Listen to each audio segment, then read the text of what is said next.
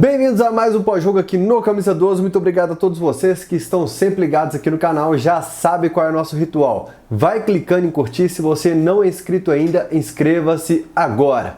Antes de falar sobre Galo e São Paulo, gente, foi semana de Champions League. Vem aí as oitavas, aquele período de Champions League que todo mundo só fala do futebol europeu. E esse mês ainda tem Copa do Mundo. O seu grupo todo mandando a apostinha que ganhou na Copa do Mundo e só você de fora. Fica de fora não.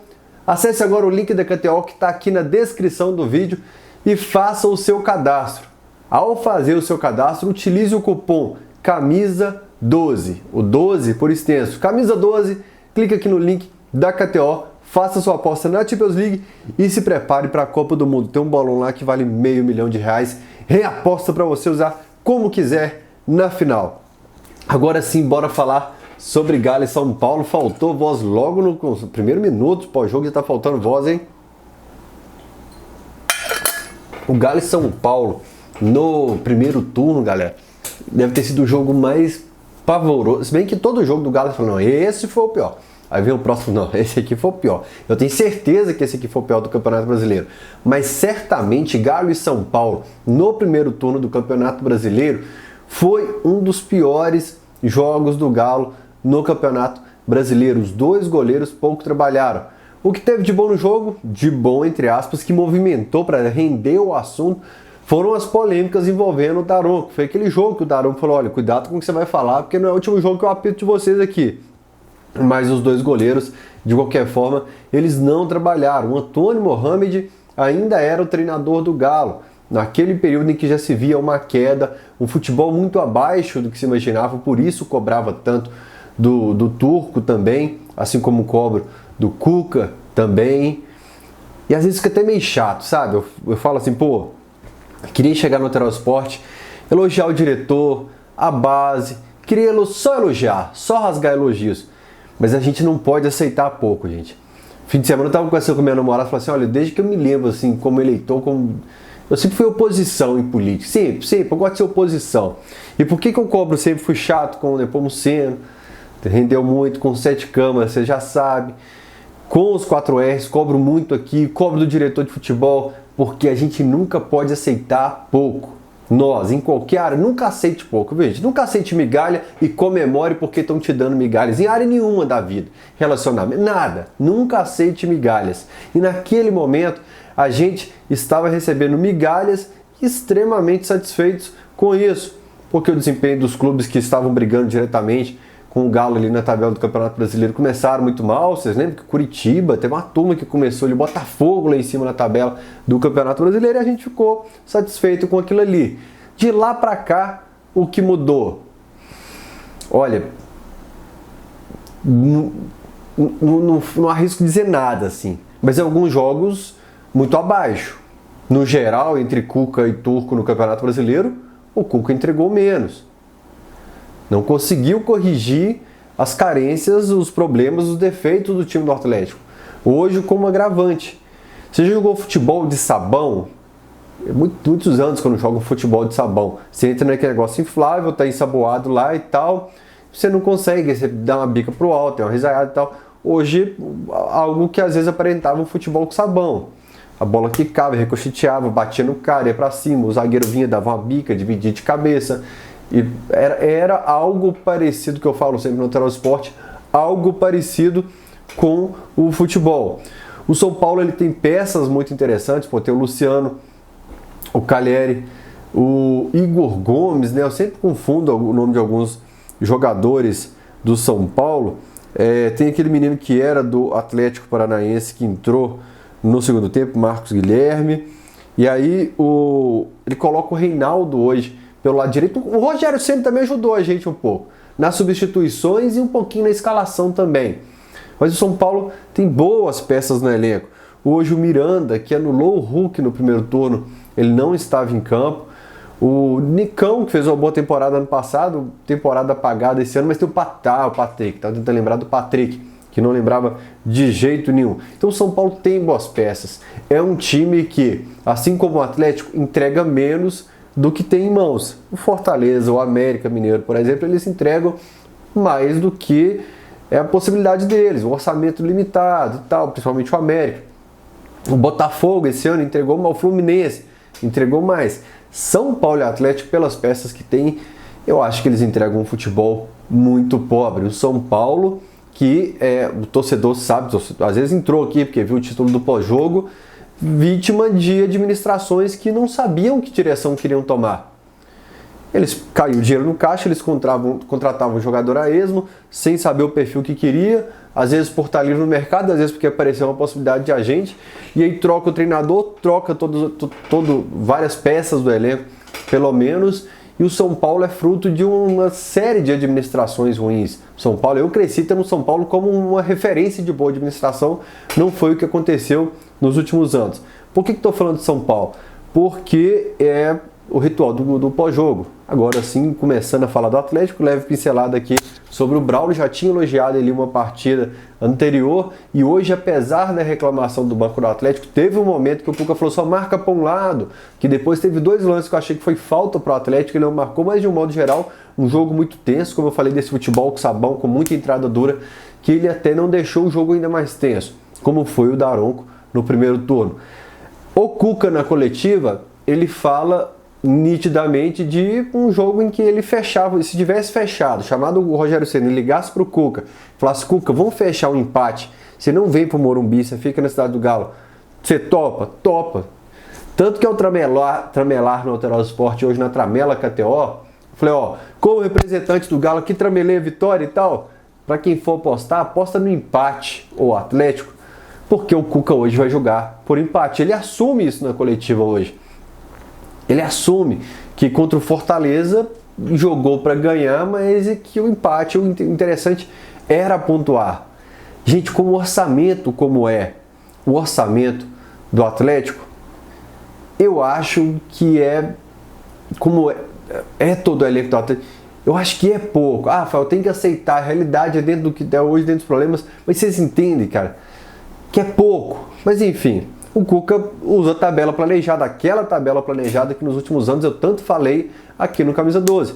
Tem 2 times atrás de você, o Fortaleza e o São Paulo. Empatou com os 2, freou os 2, faltam 3 jogos em casa, você tem 2 jogos como mandante, o Botafogo e o Cuiabá, que o Cuca considera de repente times mais fáceis. O Cuiabá, obviamente, não estou falando que é fácil, mas que quando você faz a planejada, você não está divulgando para todo mundo, mas você fala que é mais fácil.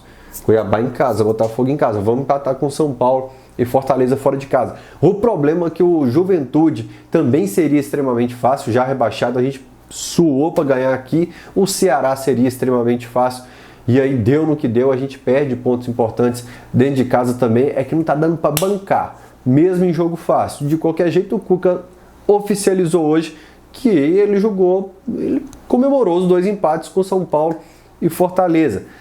Antes de falar da escalação, uma ausência dele, o Allan Kardec, que não joga mais pelo Galo nessa temporada. Talvez o Pedrinho volte ainda esse ano. Ao tentar escalar o Pavon, ele não consegue 90 minutos. Palavras do treinador. Assim como palavras do treinador quando eu falei que o Pavon não podia jogar 90 minutos. Meu sogro ficou bravo comigo. Como é que vocês, da Alterosa, da Itatiaia, falam que o jogador que chegou em julho não pode jogar ainda? Eu falei, ô sogrão, reclama com quem tá lá no Galo, Nós estamos falando o que acontece, mas é um absurdo. Eu falei, eu também acho. Eu tava aí, antes de começar a gravar o pós-jogo, eu abri o Transfer Market aqui do Godin. Não esteve à disposição do time dele lá na Argentina, me fugiu do Vélez. Tá foda, hein? Muduzinho aí. Tá amarrado. Não esteve à disposição do time dele semanas, meses. Por isso eu não aceito pouco.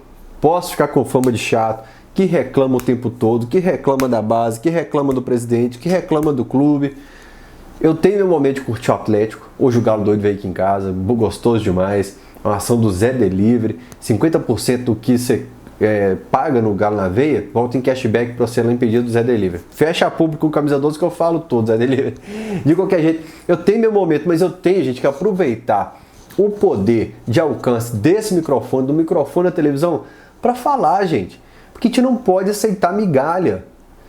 O Rodrigo Caetano errou demais no mercado de transferências desse ano. Talvez essa turma jogue bola ano que vem, mas a gente precisava deles em 2022. E em 2022, quando a gente precisou, o Kardec pouco atuou, já está de fora. O Pedrinho, fatalidade, mas tudo bem, também não atuou. O Pavon, o Osso, que ainda não é 90 minutos, não aguenta. O Gemerson precisou de 2 meses. O Godinho foi embora, o Fábio Gomes foi embora.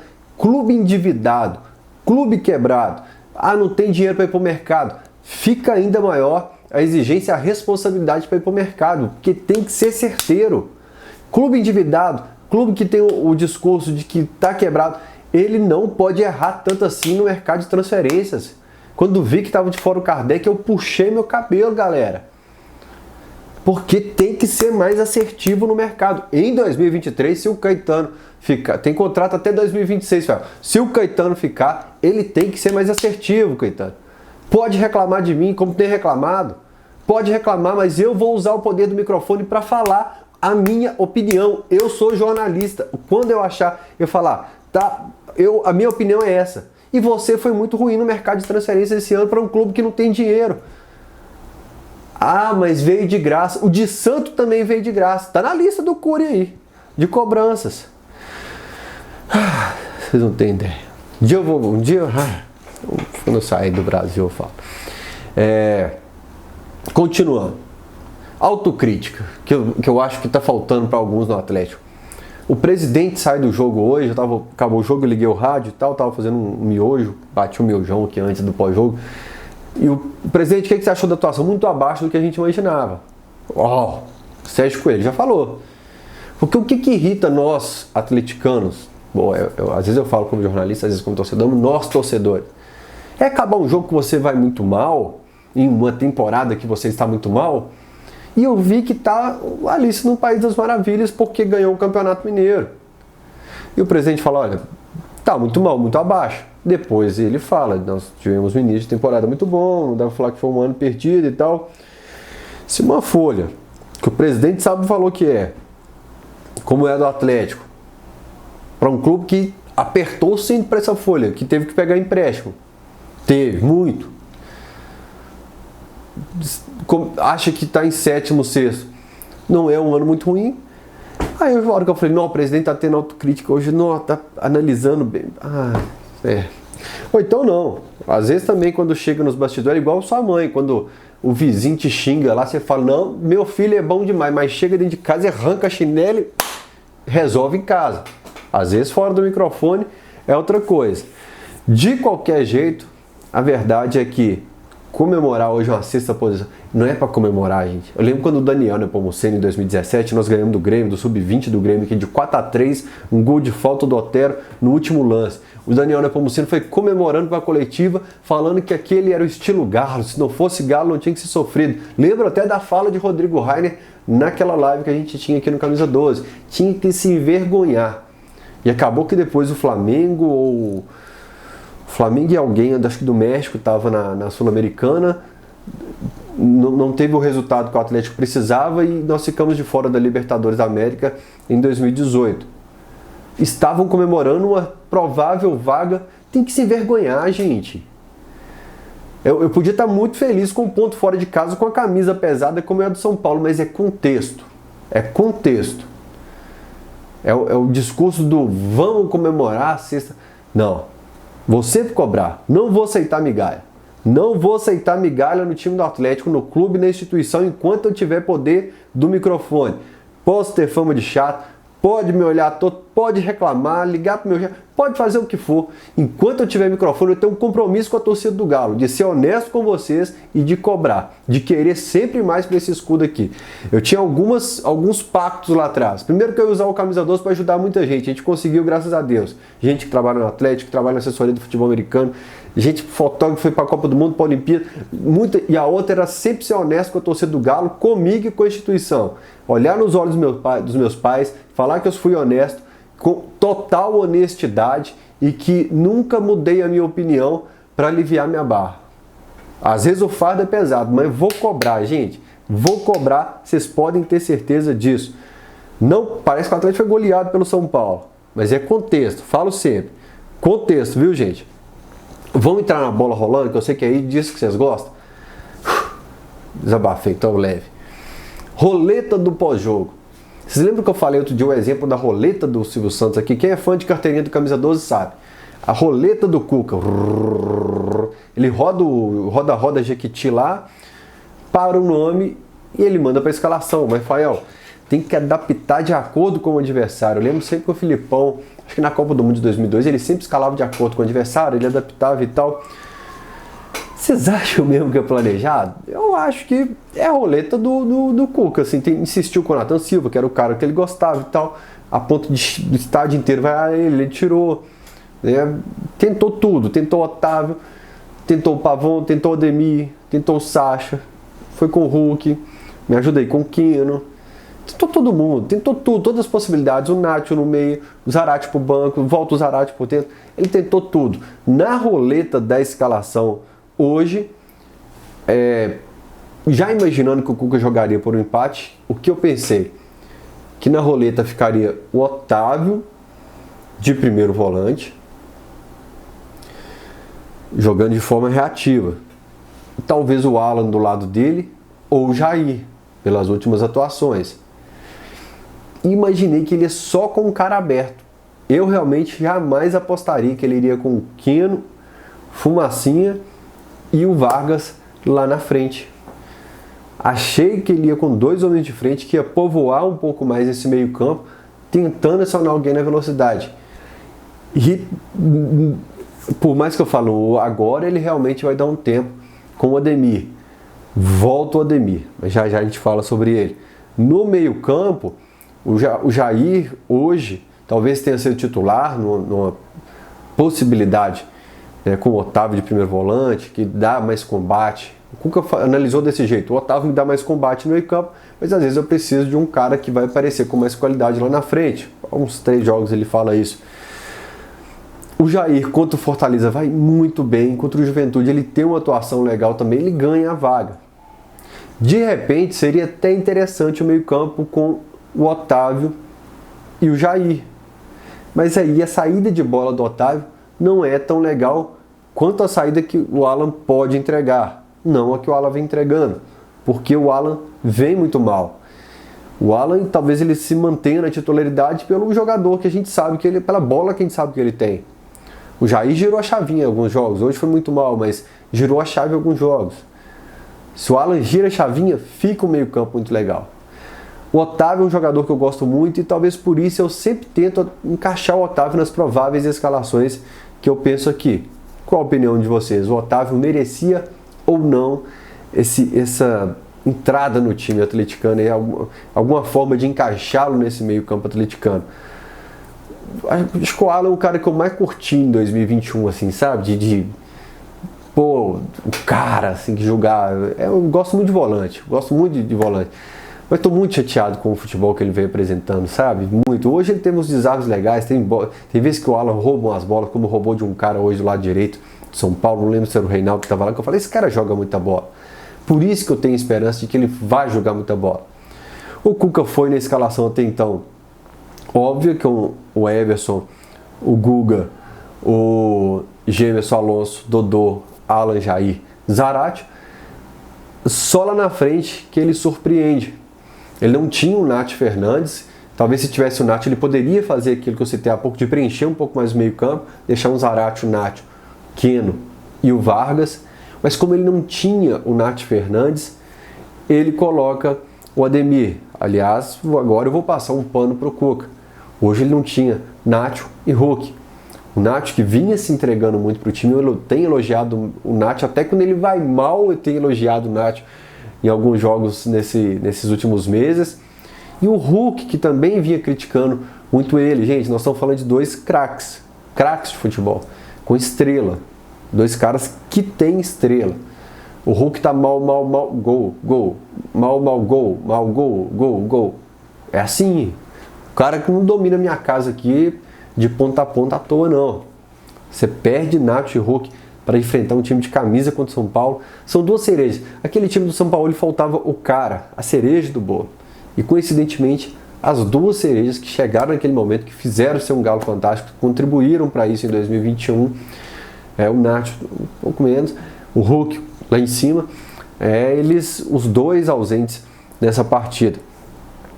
Se o Zaratio voltasse a jogar o que ele sabe, talvez ele pudesse ser essa cereja no bolo para esse Galo mal nesse momento. Se tem o Alan agora há pouco, se o Zaratio gira a chavinha, sabe, de começar a jogar o que ele sabe, o que ele pode, ele conseguiria entregar muito, ele conseguiria mudar esse meio campo.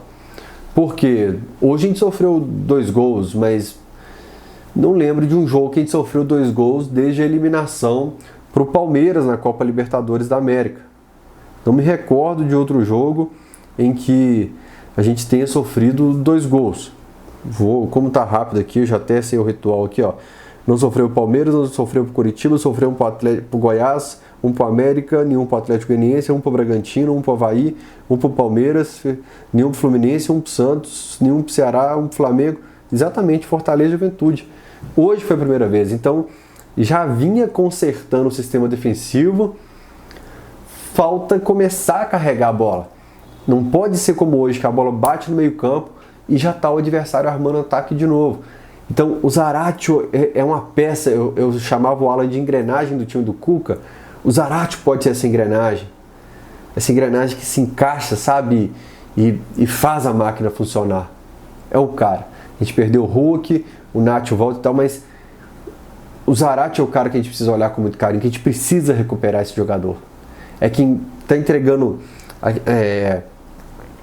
quem talvez está entre os jogadores que menos está entregando diante do potencial que pode entregar. Deixa eu citar um exemplo. O Guga, por exemplo. Você não espera a nota 9 do Guga. Do Zaratio eu espero a nota 9. Então se os dois entregam nota 3, o Guga não está tão distante do que ele pode, mas o Zaratio está muito longe do que ele pode entregar. Turma, tem um botão aqui embaixo que é o Valeu. Se quiser contribuir com o canal, clica no Valeu, eu faço tipo um superchat, fica o valor de vez em quando eu vejo os comentários. Essa semana eu consegui interagir com alguns comentários de vários vídeos que vocês fizeram, inclusive corte do Cachorrada Podcast.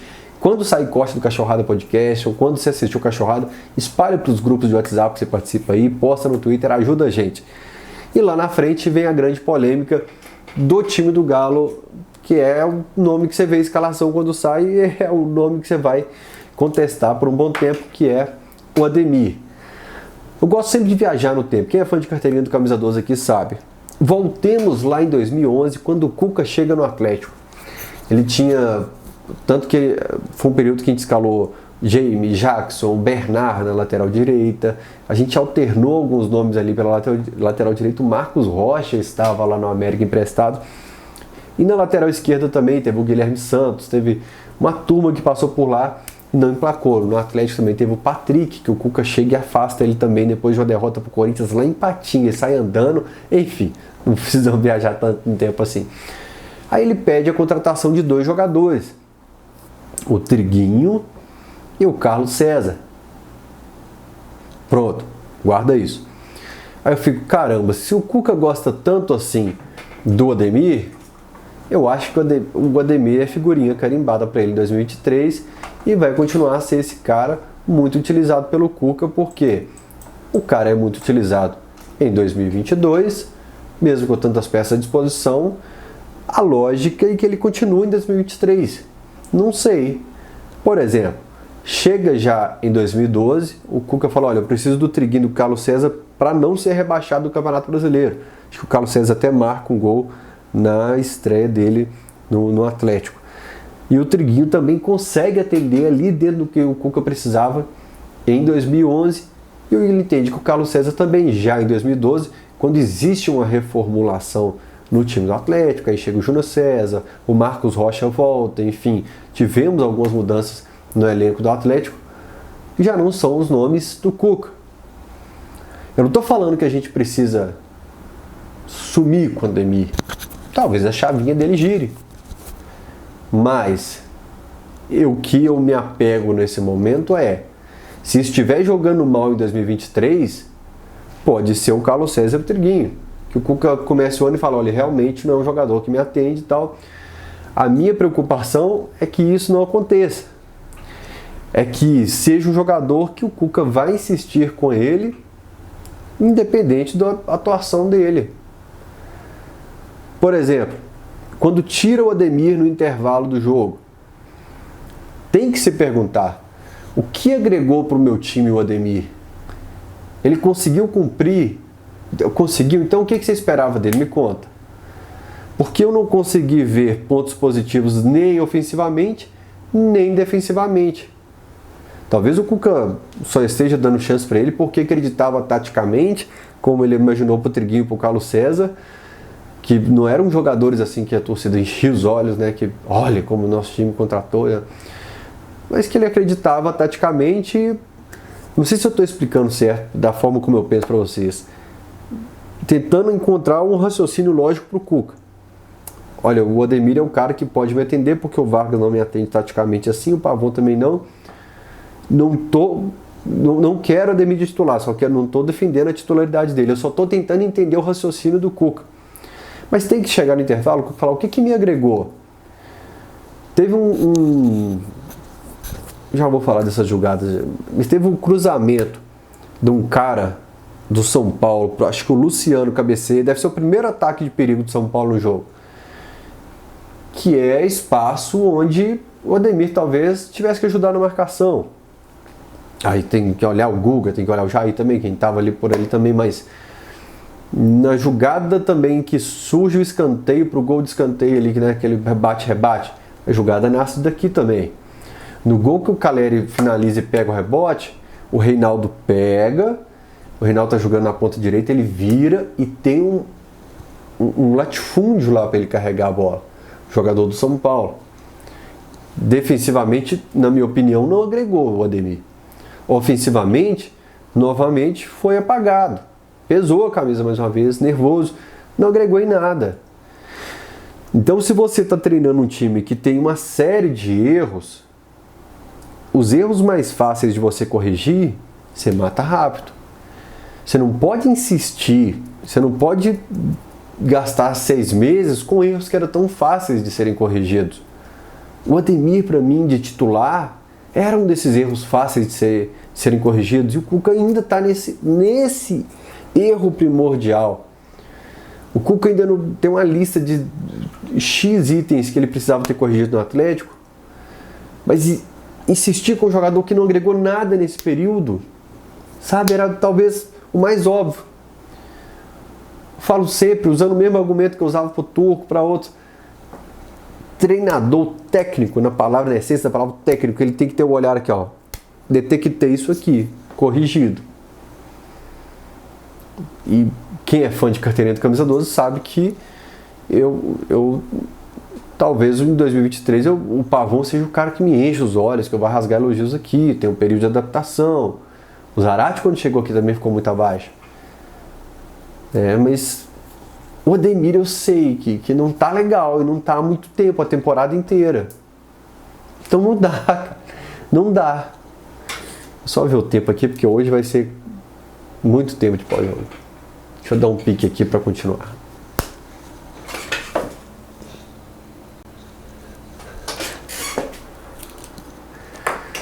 E agora vem a autocrítica pra gente, nós torcedores. Porque tem que ter, é gostoso você esperar a autocrítica dos outros. O que eu procuro sempre fazer na minha vida? Autocrítica.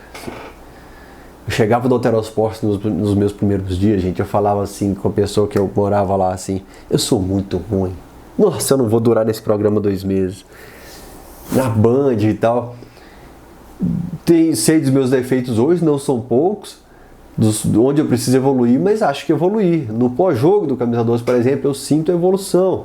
O Camisa 12 fazia um trabalho assim, hoje nós temos um estúdio legal e tal. A gente tem que evoluir na vida, gente. Aqui tem que evoluir, tudo tem que evoluir. E aí agora a autocrítica de nós, torcedores, para que nós possamos evoluir. A cobrança, por exemplo, em cima do Júnior Alonso. É do jogo contra o São Paulo que eu bato essa tecla? Não. 4ª vez que eu falo fã de carteirinha do Camisa 12 hoje. Quem é fã de carteirinha do Camisa 12? Eu falo do Alonso há algum tempo. Muito mal. Rafael, ele tem ponto na casa, tem crédito na casa. Porque foi campeão, fez tudo em 2000. Gente, Foi nessa que nós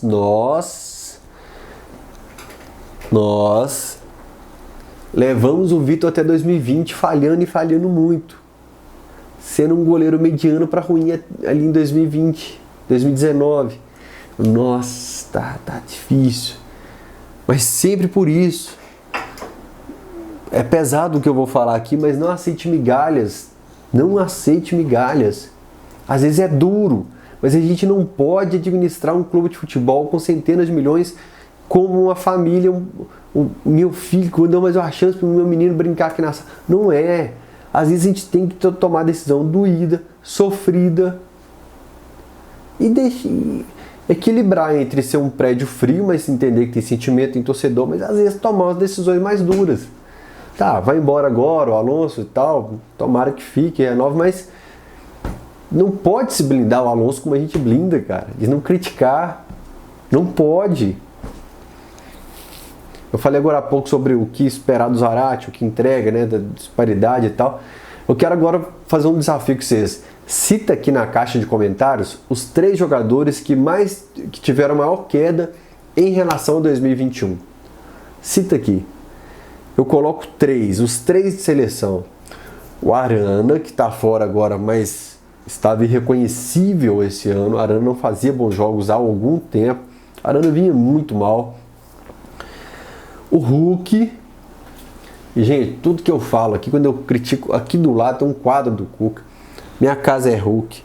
Eu sou galo doido, eu sou atleticano, eu tenho uma tatuagem de 2021 na perna aqui, porque esses caras me deram o melhor ano da minha vida. Esses dias o Daltinho na loja do Galo do Centro, o Fernando Calado esteve aqui hoje, o dono da loja do Galo do Centro, esteve aqui em casa. Ele falou, mas eu não gosto, alguma coisa assim, tipo, não gostar do Google. Eu falo, cara, você vai me desculpar. Mas eu amo demais esses caras. Esses caras me fizeram viver um ano mágico, o brasileiro que eu sempre quis. Então não entendam aqui essas críticas como pagar com traição quem sempre deu a mão. São avaliações de pós-jogo, como jornalista, como torcedor, essa mescla que o Camisa 12 me permite. Mas o Arana, o Hulk, muito abaixo. Ah, mas os números dele nessa temporada foram melhores que em 2021. Se dependesse de número, o Turco estava aqui até hoje com aquele futebol horroroso também e a gente ia para 2023. Enfim, o Alonso, que também é de seleção. Aí, o que é a queda? Vou explicar novamente. Tá todo mundo com a nota 3, mas uns caíram de 9 para 3, outros caíram de 5 para 3, outros de 4 para 3. Entre o tamanho da queda, eu cito esses 3. Desafio para vocês aqui. Falei já do gol que nasceu em falhas ali pelo lado direito. No segundo gol, o Alonso vê ali o Calher finalizar, todo mundo fica estagnado, o Calher ainda se movimenta, já tinha entrado, vai validar o gol, mas me lembrou até um lance em que ele finaliza contra o Fábio Fluminense, o Fábio dá rebote e ele está reclamando com bandeira que foi empurrado, e eu falei no pós-jogo, continua no lance, continua até o final. Teve um lance que o Alonso teve que sair até o espaço onde o jogador do São Paulo estava fora da área por falta de volante, quem tinha que estar marcando ali, não sei o que era combinado nos treinos, se era o Zarate, se era o Alan, se era Jair, mas não estava. Aquela que o Gemerson salvou, por exemplo, aquela que o Gemerson sai pagando para geral ali, com toda a razão, Black Ball, menino de Jeremoabo. Erros. Meu LED não aguentou, apagou, tá acabando o pós-jogo. Outro erro do jogo contra o Juventude que eu vi hoje, novamente, já sei o que eu vou fazer aqui. Um ISO a mais aqui, galera, só para segurar a onda até o final. O Dodô, bate muito essa tecla na televisão. O Dodô contra o Juventude foram 3 bolas nas costas dele, ele com muito perigo para o Juventude. E hoje, de novo, aconteceu em alguns lances ali, tanto que o Cuca saca, né? O Cuca reclama com o Dodô naquele momento. Teve 2 lances nas costas do Dodô ali que eu falei, errou de novo, Dodô. E o Cuca também reclamou. Mais um alerta pra gente corrigir. Não sei qual é a conversa de treino, se é o Alan, se é o Kenny, tem que acompanhar, se é o Dodô ou o Alonso. Esse lado esquerdo, defensivamente, tem me gerado preocupação. Agora vamos falar de coisa positiva, que foi bem pesado pós-jogo hoje. Quando saiu a escalação, a capa da escalação era o Vargas ali na arte do Atlético, muito bem feita pelo senhor José Augusto, que não aceita participar do Cachorrada Podcast. E o Vargas hoje ele saciou a minha sede de ver um homem de referência. Quinta vez que eu vou falar hoje. Quem é fã de carteirinha do Camisa 12 sabe. Eu queria um cara para finalizar dentro da área.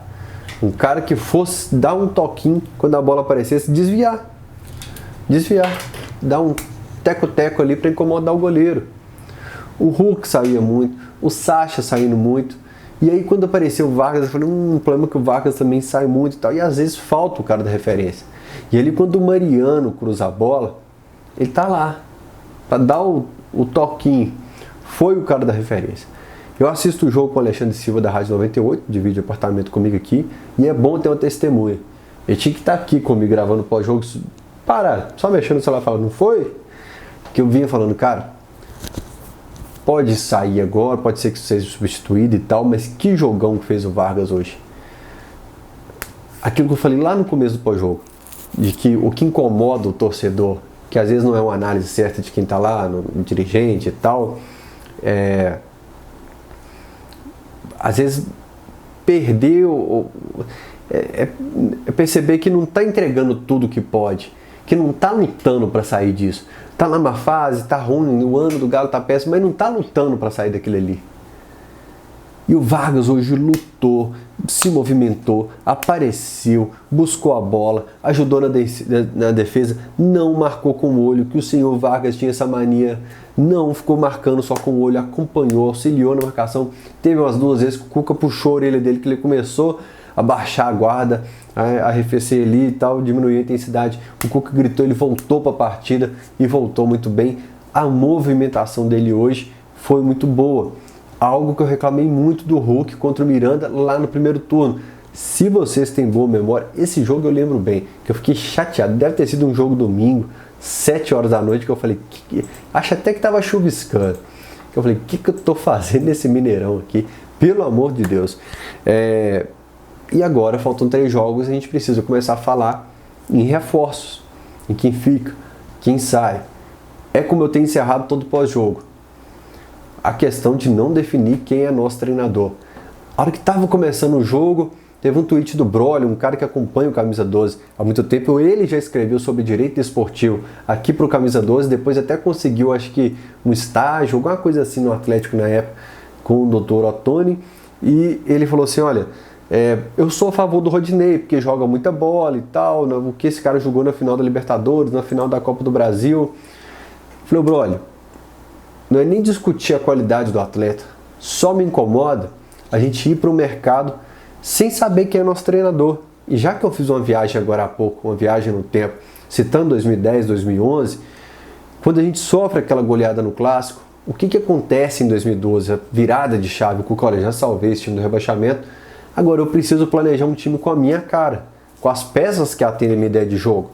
E ele chegava na sala do Calil e falava, Calil, eu preciso agora só de mais um. É um que vai fazer isso, igual o Chaves, isso.